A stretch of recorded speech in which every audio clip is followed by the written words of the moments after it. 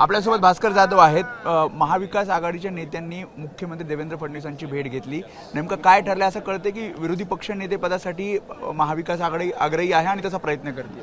असं आहे की आज अध्यक्षपदाच्या उमेदवारी करता 12 वाजेपर्यंत उमेदवारी अर्ज दाखल करायचे होते आणि त्याच वेळेला आमची महाविकास आघाडीची बैठक झाली आणि त्या बैठकीमध्ये असं ठरलं गेलं की आपण अध्यक्षपदाच्या निवडी करता अर्ज करायचा नाही, उमेदवारी अर्ज दाखल करायचा नाही, तर त्याच्याऐवजी राज्याचे मुख्यमंत्री माननीय देवेंद्रजी फडणवीस यांना भेटायचं आणि भेटून 1999 पर्यंत या महाराष्ट्राची एक प्रथा होती, परंपरा होती, ती अतिशय उच्च होती की अध्यक्ष हा सत्ताधारी पक्षाचा होत असे आणि विरोधी पक्ष उपाध्यक्ष हा विरोधी पक्षाचा होत असे। 1999 साली त्यावेळेला शिवसेना भाजप युतीच्या काही चुकांमुळे ती प्रथा खंडित झाली।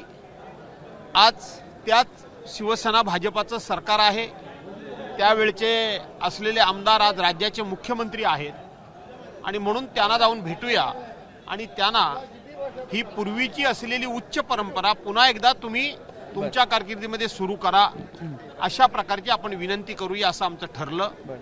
त्या पद्धतीनं माननीय अध्यक्ष महोदय एकत्रित घ्या ना, अध्यक्ष महोदयांना आम्ही विनंती केली की राज्याचे विधानसभेचे उपाध्यक्ष म्हणून विरोधी पक्षाच्या सदस्यांना तुम्ही संधी द्या।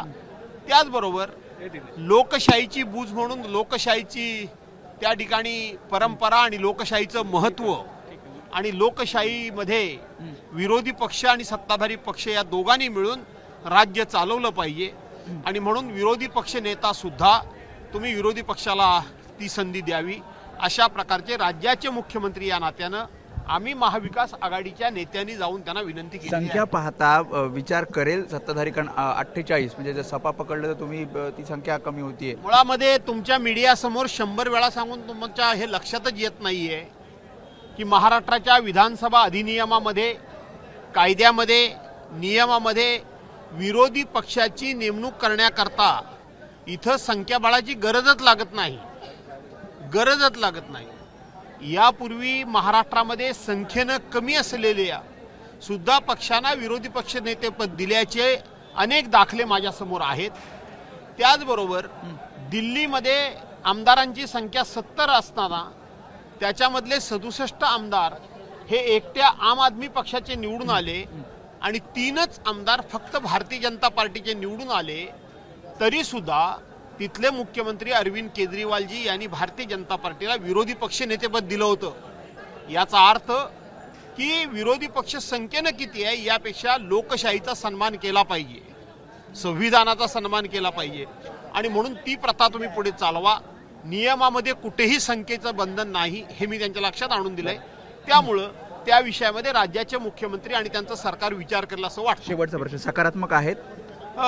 माननीय मुख्यमंत्र्यांच्या बोलण्यातून ही सकारात्मकता दिसली।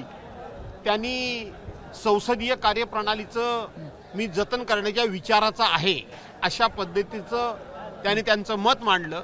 मला असं वाटतं की त्यांच्याकडे पाशवी बहुमत आहे, खूप मोठ्या प्रमाणामध्ये बहुमत असल्यामुळं ते विरोधी पक्षाचा पर्यायानं लोकशाहीचा सन्मान करतील। त्यामुळे होते भास्कर जाधव त्यांनी सांगितलं की विरोधी पक्ष नेत्या संदर्भात आम्ही मुख्यमंत्र्यांची भेट घेतली, त्यासोबत विधानसभा उपाध्यक्ष पदासंदर्भात सुद्धा एक प्रस्ताव ठेवलेला आहे आणि मुख्यमंत्री देवेंद्र फडणवीस हे सगळ्याबद्दल सकारात्मक आहेत आणि कदाचित उद्या पुन्हा एकदा महाविकास आघाडीकडनं विधानसभा अध्यक्षपदावर जेव्हा राहुल नार्वेकर विराजमान होतील तेव्हा एक पत्र त्यांच्याकडनं महाविकास आघाडीकडनं दिलं जाईल आणि हा पुढचा निर्णय होईल।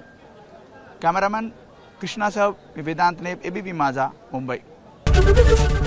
एबीपी माझा, उघडा डोळे बघा नीट।